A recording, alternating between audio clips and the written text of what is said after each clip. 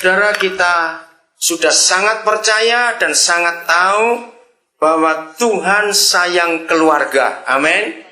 Karena di keluargalah pusat pemerintahan surga ada di dunia. Maka itu mengapa setan paling benci pernikahan. Paling benci. Tidak ada hal lain yang setan lebih musuhi kecuali perkawinan. Mereka sangat memusuhi perkawinan. Ingin merusaknya total. Supaya tidak ada otoritas surga di dunia ini.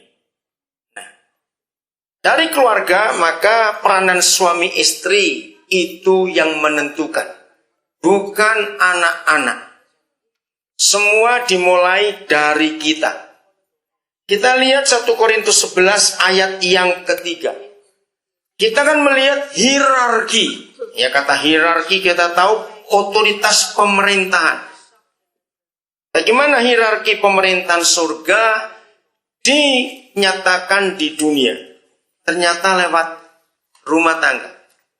Gereja terkecil di dunia adalah keluarga. Katakan amin. Maka sesungguhnya gereja-gereja yang besar tidak akan jadi besar dan baik tanpa keluarganya dipulihkan lebih dulu. Nah, ini hierarkinya. Tetapi aku mau supaya kamu mengetahui hal ini, yaitu kepala dari tiap laki-laki ialah siapa? Kristus. Kepala dari perempuan ialah laki-laki. Dan kepala dari Kristus ialah Tuhan. Ada 3 kepala di dalam hierarki ini. Nomor 1 adalah Bapa di surga, lalu Tuhan Yesus, lalu suami. Nah, peranan suami itu mutlak. Saudara, di dunia ini tidak akan jadi aman, jadi bagus, jadi teratur tanpa ada otoritas. Betul?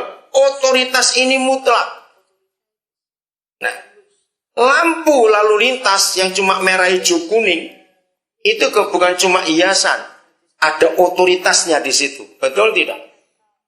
Tanda-tanda jalan, rambu-rambu lalu lintas itu pun bukan cuma hiasan, ada otoritas di situ. Nah, Bapa di surga menyatakan otoritasnya sebelum kepada pemerintah. Ini yang kita harus tahu. Maka dia beri otoritasnya kepada suami di dunia ini.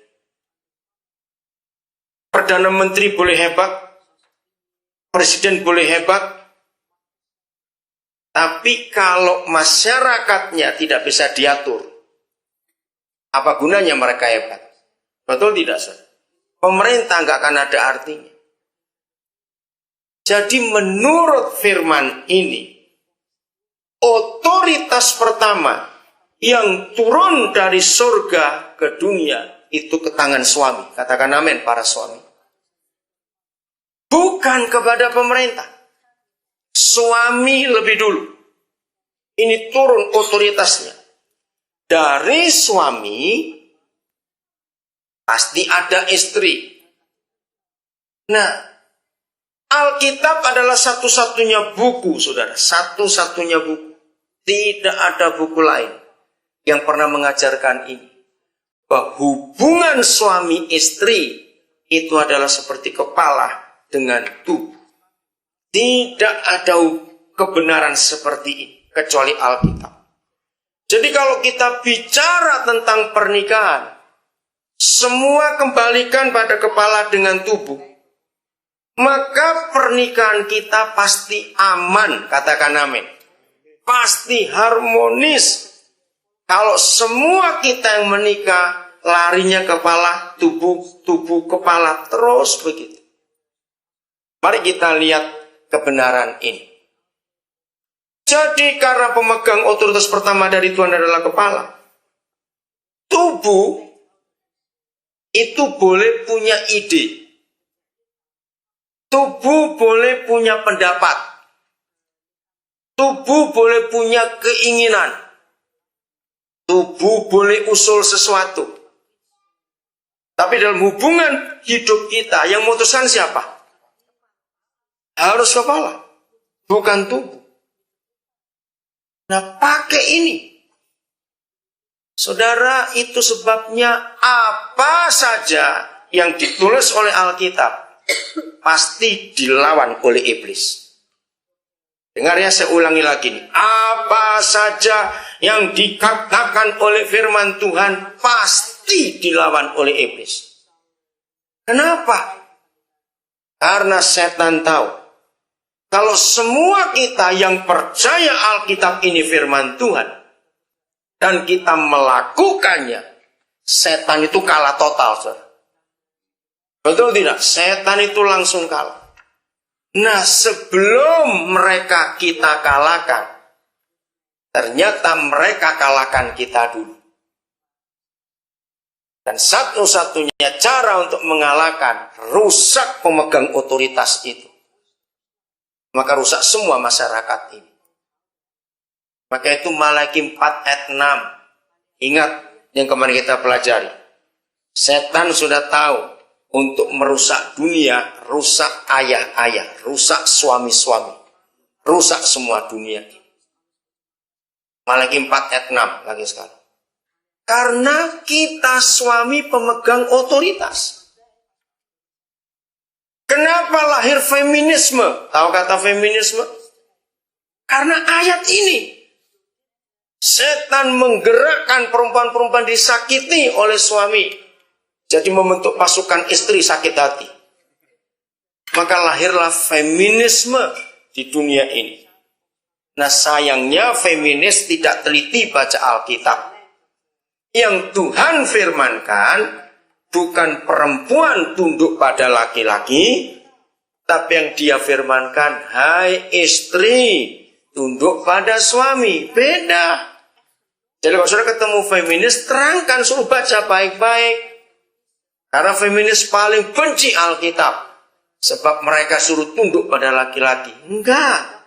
Papa tidak pernah menjajah perempuan.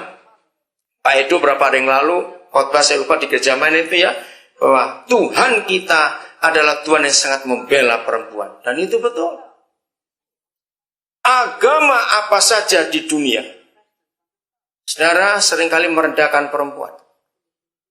Saya dengar dari Bingwi berapa waktu yang lalu, seorang menteri perempuan di Belanda yang dimusuhi oleh orang Muslim karena membongkar kejahatan, dan itu betul.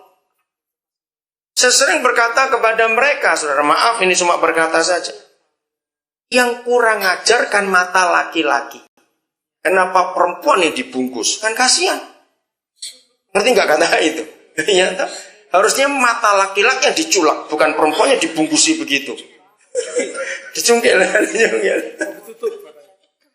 Nah, itu hukumnya. Oke, jadi Tuhan kita tidak pernah menjajah perempuan, tidak. Kenapa istri ya harus tunduk pada suami? Karena tubuh dengan kepala. Nah, kalau sampai ada tubuh tidak tunduk pada kepala, itu kena Parkinson. Betul nggak? Goyang terus nggak mau diam dia itu. Maka itu kalau ada istri nggak tunduk pada suami, Parkinson kamu. Jadi kepala ini punya otoritas mutlak dalam hidup. Misalnya, ya, tubuh capek sekali. Pernah tahu rasakan itu capek. Aduh, pengen tidur. Sudahlah pokoknya, kelihatan bantal enak sekali. Tapi kepala memutuskan, enggak, cucian belum selesai, kerjaan pembukuan belum selesai, enggak bisa tidur, kerja dulu. Betul tidak? Terus tubuh bagaimana? Ngambek? Ayo, tubuh ngambek? Enggak bisa, harus ikut. Enggak bisa berkata, yaudah kamu kepala kerja, aku tidur dulu, gimana ceritanya? Saudara, jadi hukum ini luar biasa. Kepala dengan tubuh pakai semuanya itu. Satu hari, aduh, pengen sekali makan steak misalnya gitu ya.